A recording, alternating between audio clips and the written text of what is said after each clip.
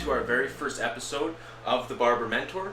Today we're going to be providing you with a lot of knowledge and instructional video of exactly how we're going to do the haircut here on our client Michael, a good client of mine for many years. So I've cut his hair multiple times. I know exactly how he likes his haircut, but today we're going to walk through it, the whole process of exactly how we cut his hair, the consultation, every little tip and trick on how to make you the best barber that you possibly can. So without further ado, I wanted to say thank you for joining us. Let's get it started. What's the plan for the haircut? Hoping to get like a skin fade, Okay. around the sides and leave a little bit on top so I can kind of style it, you know? But yeah. Okay, so always with the consultation, one thing that we want to do is we want to always double check with the client. We want to make sure that they're heard, their voice is heard, and that they get the exact haircut that they are looking for. So with Michael's hair, we can see that it is quite growing out. Like he said, he likes to take it to a skin fade. So that tells me that he likes to take it to 000. So he likes to have the skin on the side of his hair, just like it is down here on the side of his neck. You know, absolutely no hair showing. So with the fade, we always have 3 different levels that we can choose. We have a low fade, a mid fade, or a high fade. So with that, with him saying he's looking for a skin fade, I always like to ask the client what type of fade they're looking, if they like it low, mid, or high. So Michael, would you like it low, mid, or high? You know what? Probably kind of mid, or something that's not going to interfere with kind of like the back of my skull. Now I know in the past other barbers have had issues with that, like kind of my head kind of like this bone here. Yep. So something that kind of doesn't emphasize too much on it, and yeah. Perfect. So we can take the fade, leave it a little bit lower in the back, just so we have a little bit more weight there, so it doesn't hang out. And then on the top, you said we could take a little bit of trim off the top, maybe add a little bit of texture so you can style it when we're finished. Yeah. Perfect. Sounds good. And we're all done. Is it all right with you if we throw some product in the hair? Yeah, that's fine. Perfect. With the consultation, now we know exactly what the customer likes. One of the things that we do that for is so that they're heard, they're understood, they feel valued, and that we give them exactly what it is that they want.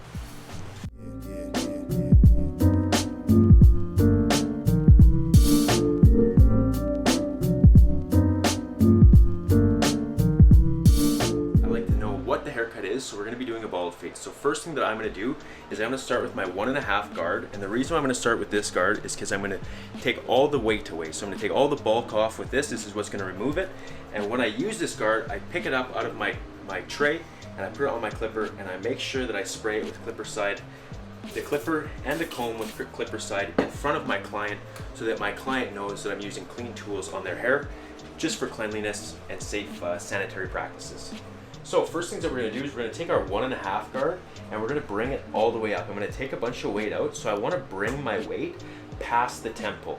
Now a lot of barbers, when they do this, they take the weight too low, but if we have the weight too low, especially for the mid fade, we're going to end up with a low fade. So we want to make sure that we ensure that we take the weight high enough, that we take that bulk high enough out so that we have room for our fade.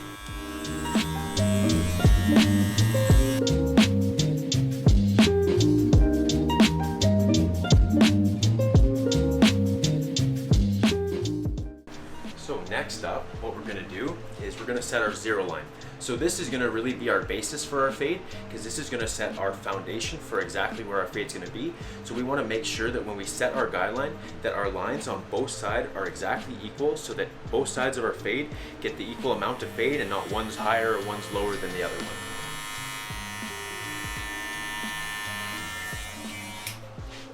Spin him here. So the best way to make sure that if your fade is going to be equal is we look in the mirror. We can always check from the front too, just to double check. And I'm going to come back through and I'm going to remove all of my bulk below the zero line that I set with my clipper, because this is going to save us time. It's going to be able to take that bulk away the fastest, because this is our most powerful hitting clipper.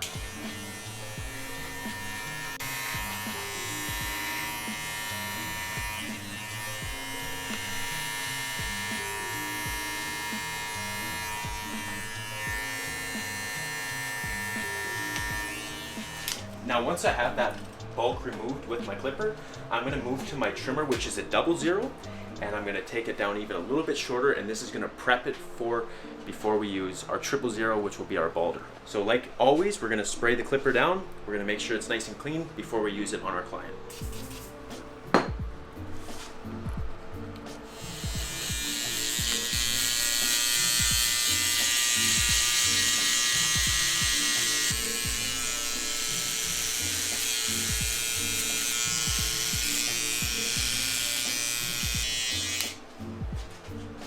So now once we've completed that with our 00, we're gonna come in with our foiler. And the reason why we did it with our 00, take it down to that length, is because it's gonna be a lot easier for our foil to bring it right to the skin. If we had left it at the length that our clipper was, our magic clip or our senior, then it's gonna be a lot more work for the foiler to chew at, just to take that hair away. So we wanna make it as easy as it is possible for our tools so that our tools can remain long lasting and we can use them over and over again, doesn't wear them out. So same thing as before, we're gonna give our foiler a spray to make sure it's nice and clean. Always want to clean our tools in front of our client so that they're ensured that we're using clean tools every single time. What we're going to do here is we're going to set our guideline. So our guideline is going to be just right below, about ½ an inch below the line of our 00. We're going to take everything below that line with our foiler.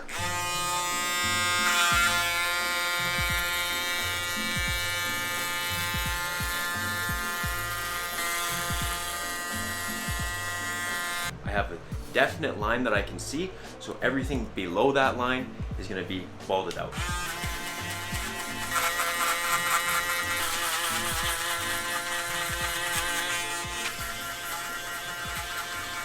Alright, so now since I have everything balded out below that line, I'm going to go back to my 00. I'm going to stretch the skin really tight. I'm going to get the remainder of the hair between my bald and my 1.5 line and my 0 line. I'm going to get that just as short as I can, so it's very, very easy for me to bust that little line with my balder. I'm gonna go back to my balder and we're gonna bust that line out. We're just gonna flick it out a little bit and it's really gonna finesse that line. And this is gonna be the basis of where our fade starts. It's gonna make it super blurry, super clean. Everything starts from this line. This would be the hardest line to get out, and if you can successfully get this line out, the rest of your fade will look phenomenal.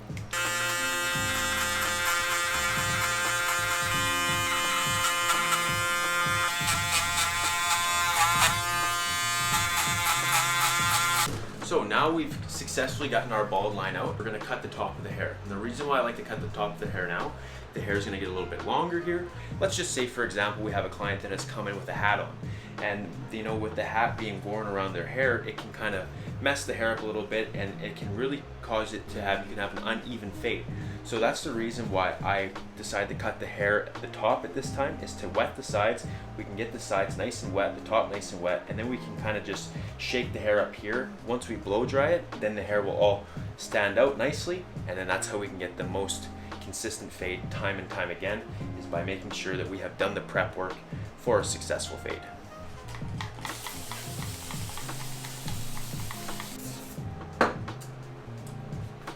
Always showing the client that we're always cleaning our tools. There's nothing worse than when you go into a barber shop and they just throw on a guard and you're like, oh man, how many times does that hit some people? Didn't they use it on your mouth? Oh. So what do you see? Maybe that much off the top? Yeah, Perfect. I'm in good hands. So the technique that we're using here is called a traveling guideline. So that's just me making my first cut and then sliding that section back and finding it in my next section to carry on that same length.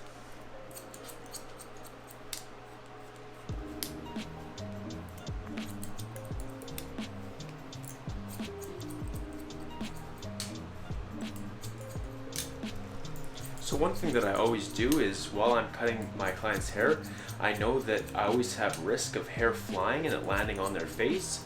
And just from my personal experience of myself getting a haircut, I always, when you get hair on your nose, it gets super itchy. It's just uncomfortable. And if the barber just allows that to sit there, then it's not good customer service and it's very uncomfortable for the client. So we always want to make sure and check that we have not allowed any hair to get on the face. And if there is hair that's on the face, we just want to grab our brush and we just want to brush that off, especially the nose area. So that's why we always want to make sure that the hair that we cut is saturated and it is wet, because if it is not, then it's dry, it's like dusty, and it really tickles the nose. So if it's wet, it won't tickle as much. So that's why we always want to make sure to cut hair when it's wet.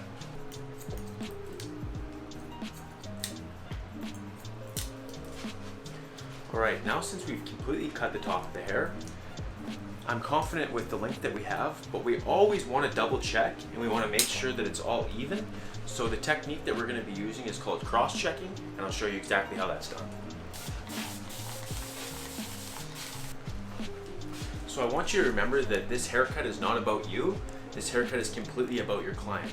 So just as we cut the top right there, one thing that I always like to ask the client is how they feel about the length, because the worst thing that can happen is you cut the top of somebody's hair, you think it's good, you get the haircut complete, the sides are blended in, and then they ask you to take it a little bit shorter on the top. Then you have to redo all of your work over again, and now you feel like you should have to charge more for the haircut, but the client feels like that, you know, this isn't the haircut that they want. So that's why it's always very important to do that consultation and to always follow up throughout the haircut that each step that we're doing is looking good to them, getting that verbal yes from them to make sure that it is the correct haircut that they want, and then we can move forward to the next step so we don't ever take any back steps within our business and are doing our haircut. So how's that feeling for the length of you there on the top, Michael? Yeah, it's looking good. Perfect. So now I'll cross check it. Now because he said it looks good, I know I don't have to take any more off. I'm just gonna make sure that it's all even. Also, another tip for you guys. Now, when I very first started cutting hair, I got taught how to trim bangs, and I got taught that when you trim bangs, you just comb them down and you just cut straight across. But we don't want to be giving nobody no Dumb and Dumber bangs. So we got to do it a little bit better than that. So the way that I trim bangs that's the best is I just take it out, I pull it straight 90 degrees off of the head, and I just give a little trim like that. Then you don't get a super straight cut look on the top of the forehead. It's a little bit more textured, a lot more efficient.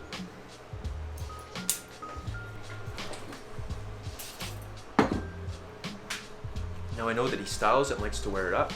So what I'm doing is I'm just hitting any little loose ends with my thinning shears so that I make sure that when we do throw the product in it, it is nicely styled and we don't have any long hairs sticking out or any loose ones like that. So that's nice and perfect.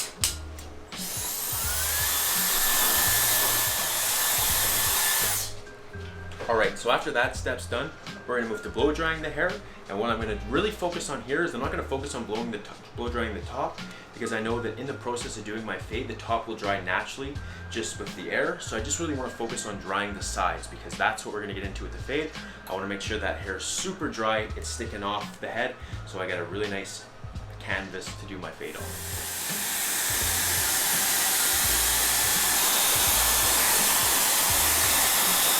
So now what we're going to do is we're going to go back to our 1.5 guard, and I'm just going to make sure that that room between my 0 and my 1.5 is enough room for me to complete my fade, because that will be what the fade will be in between, will be between the 0 and the 1.5. So I'm going to make sure that's a good enough length, and I just want to go through it again just to make sure that it's all even and it's just perfect, because the more that we can prepare and prep the head ahead of time, each step, the easier it'll be for us to do our future steps for the fade.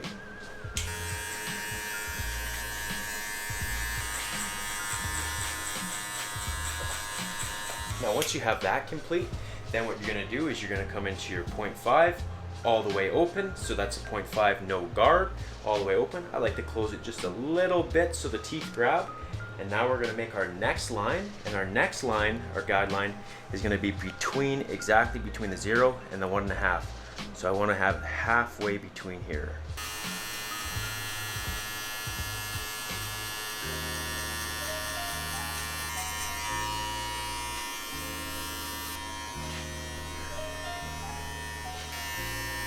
So we're going to have our clipper fully open. I'm going to start back here. I'm just going to run back over it once more. And as I make my way to the front of the head like this, I'm going to close my clipper and I'm going to work my way back now. So this is just a very efficient method on how to fade that will save you lots and lots of time, because we want to make sure that every step that we take, we're not wasting any time. So as you can see, I just close it up, I go back and forth, and I just move down a little bit lower every time just to erase that line a little bit better. And we have to remember that always as we come closer to the back of the head, the hair back here is always going to be a little bit denser, it's going to be a little bit thicker, because as we move closer towards the temple, as men age, we start to get a little bit thinner in that area. So this part of the hair will be a lot easier to fade than the back side. So you're gonna have to bang on this side here a little bit harder just to get that line out, but with a little bit of work, it comes out very easily.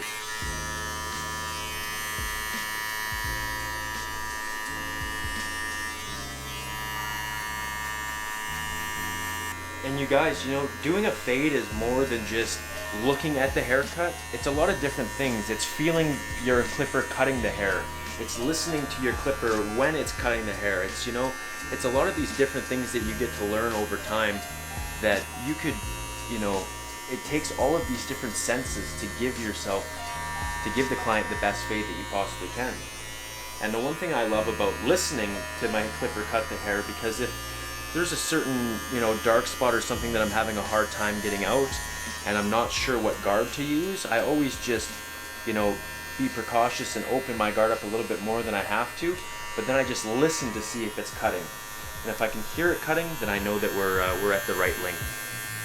So with my 0.5 no guard, I like to fade down, so that's from the top to the bottom, so that's from the clipper being most open to slowly closing it up notch by notch. Now if you do find that you have a little bit of a dark line in the back still that's hard to get out, just come in with your 00 and just knock that line out. Just tap it a little bit and take that line right out. Just a little bit though, because you don't want to push it up too high. If you push it up too high, then you'll end up wrecking the fade. But we have to remember that the most important tool that we have inside of the barbershop is our mirror. So our mirror gives us a different perspective. When we're looking at the haircut, sometimes it's hard for us to see different dark spots, certain things with the haircut, because we're so close to it. But if you just take a step back, or you use your mirror as a different point of perspective, then you can see if you have any dark spots or any things that need to be done to make your haircut the best. One of the things that I noticed here as we're going along with the haircut is I'm going to move to my 0.5 guard now. So my 0.5 guard is what I'm going to really use to take the fade to the next level. This is where we're really going to see the gradiency of that fade. But one thing that I had noticed with the haircut is we have this little bit of overhang here. Now what this overhang is doing is this overhang is causing shadowing on the part where we're going to bring our 0.5 in. Now with that shadowing being there, I can't see clearly exactly what it is that I'm fading. So what we want to do is go ahead and just blend this out with our clipper over comb just to take that shadowing away from us. Alright, so the next move that we're going to do is we're going to do our 0.5 guard. We're going to have it fully open. Like I said, I like to close it just a little bit just so those top teeth can grab that hair a little bit better. Now what we're going to do is we're going to bring our 0.5, we're going to bring it up to that guideline of the 1.5 that we made, and we're going to just oh so gently flick that out just to create that weight. And as you can see, when I'm going to do this here, I'm just really feeling, watching, and hearing myself as I'm building the gradients of the fade. And this is how we get the fade really blurry in this step here. So as you can see, I'm almost just kind of floating right off the head, using different amounts of pressure just to shape the fade.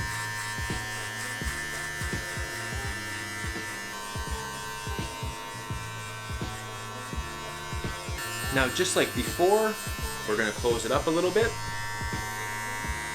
and we're going to come back, moving down a little bit just to erase that dark line that we have. Now we have to remember that as we get closer to the temple, remember that hair isn't as dense, so we want to be a little bit gentler with our pressure, because if we press too hard, then we'll end up pushing the fade up, and we don't want to do that.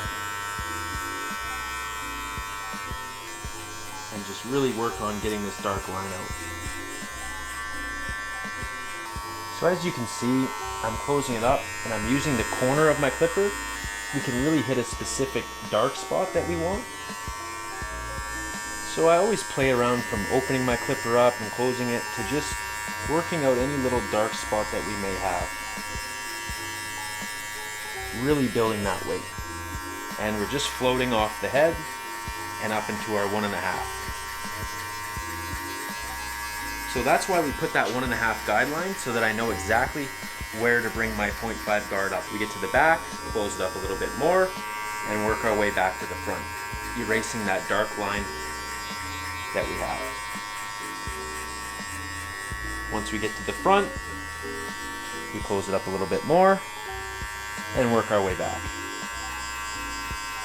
Now this is the most efficient way that I have ever found to do a fade, as you're not wasting any time in between, say, having it all the way open here, coming to the front, closing it, starting from the back, closing it, starting from the back.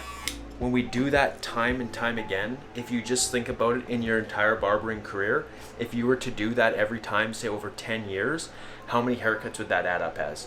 That could add up as hundreds of haircuts of time that has been wasted, of inefficiency, and that means time wasted equals less money in your pocket.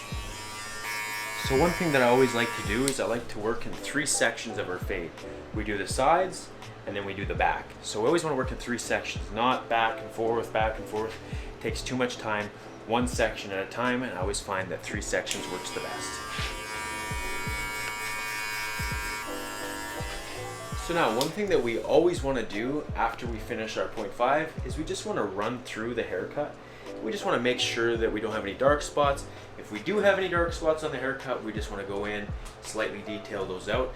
This is where your mirror is going to come in most important, because you're going to be able to see in the mirror if you have any light spots or any dark spots, and that's going to be the best. So if we look here in the fade, I go with my hand, I can see that we have a little bit of a dark spot here in the mirror. So I want to just go in, double check, and sure enough, I see it. So we want to take that out.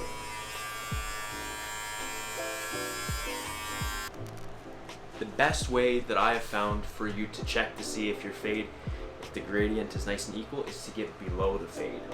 That's going to be the best way to see if you have any dark lines.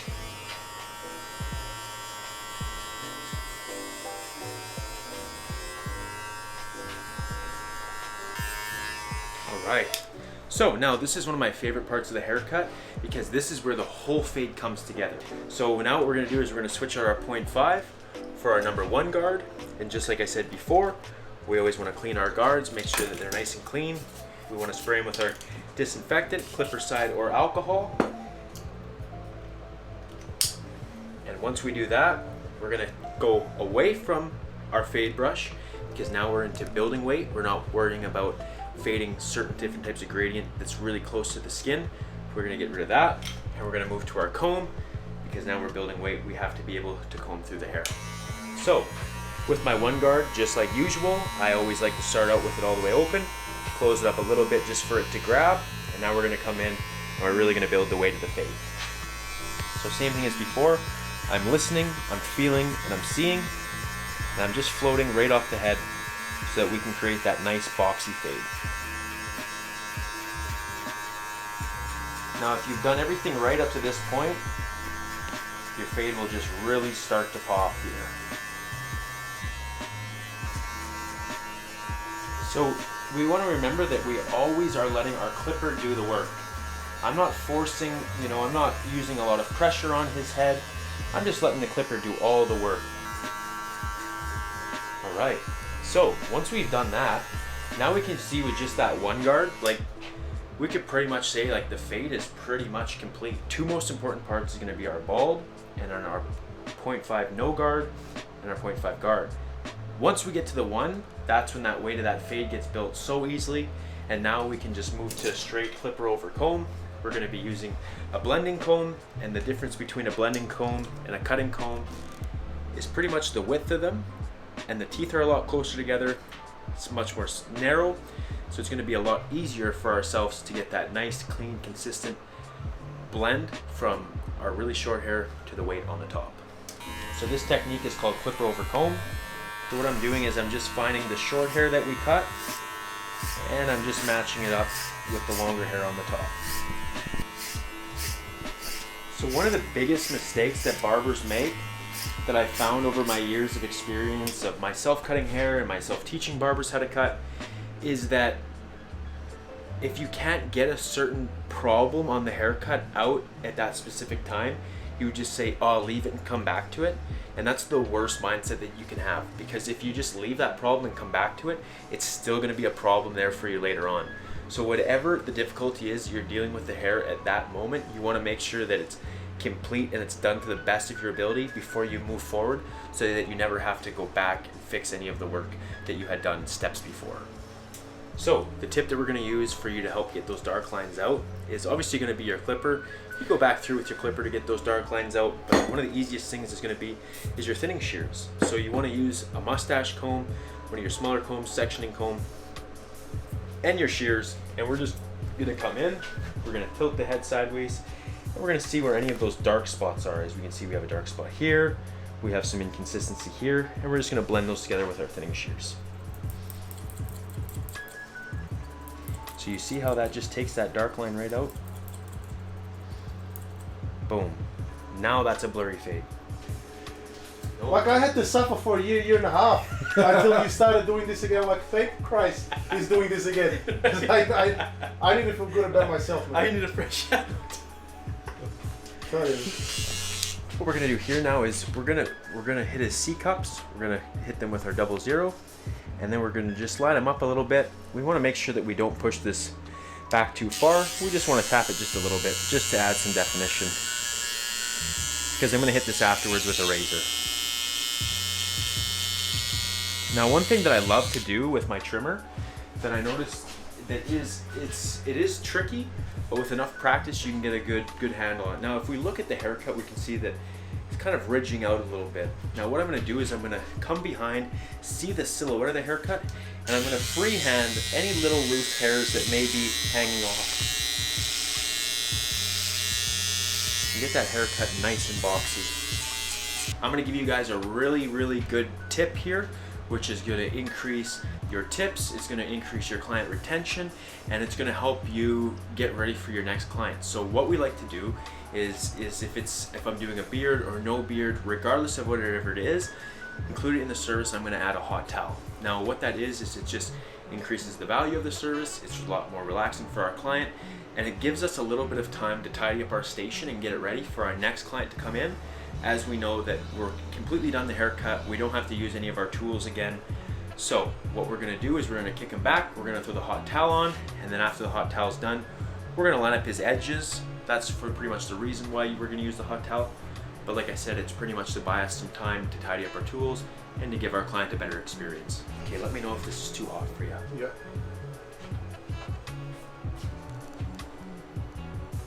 That's good. All right, so we're gonna throw the hot towel on, give it a little bit of a pat just to set it in. While we're waiting for that, we're gonna head to our station. We're gonna completely tidy our station up and get ready for our next client.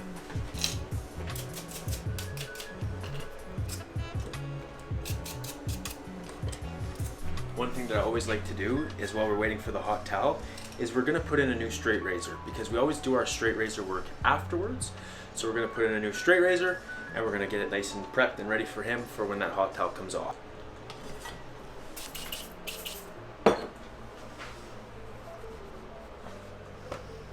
All right, now we got our razor nice and clean. In the time that it took us to clean up our station, get our razor ready, now that hot towel's ready to come off the client. Once we get our hot towel off our client, we're just gonna fold it in half, fold it in half again, set it on their shoulder. Now this gives us an area to wipe our razor off after we're done doing all of our razor detailing.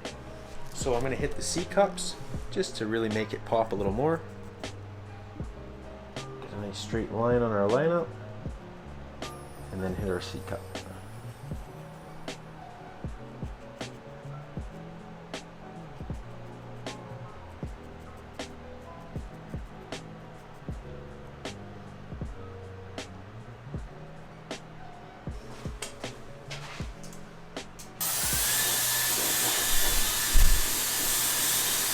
Alright, so the product that we're going to throw in Michael's hair today is a grooming spray. So what this is a pomade primer, thickening spray, and it's got a weightless hold. So I like this product because it gives the hair a little bit more texture, a little bit more direction, and it works really well with the product that we're going to use as well. It's called Osis Dust It, which is a powder, which is a volume powder, which is going to make his hair a lot more texturized. It's going to get it to stand up, and it's not going to be like a product that clumps his hair together. Alright, so then we're going to throw the Osis Dust It in it.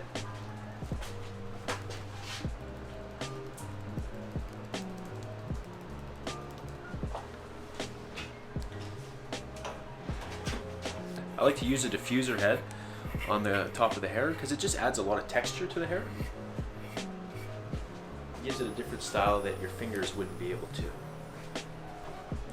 Go back through, clean up any little strays that we may see sticking off so that the haircut is just perfect, because we know when the client goes home they're going to wash their hair, they're going to have a shower, they're going to stick it all around, and they're gonna make sure that it all sits evenly. Every person does this that gets a haircut, and they're going to judge you based off of the quality of haircut that you gave them in that moment when they get home after the haircut. All right, how we feeling? Like $1 million, man. Looking good, brother. This is really good, yeah. Give me the mirror here, and I'll give you a spin. You can check it out. A little freshy, hey? Yeah. Let's go.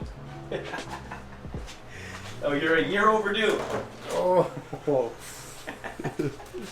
That skin. Right to the wood. You know what? It's actually, I was gonna say it's a pleasure having you here because I cut your hair when I was teaching Benson how to cut hair. Yeah. And now we're here. Now we're teaching the world. Full circle, man. Glad to be part of it. Thank you so much. Honestly, I really needed this.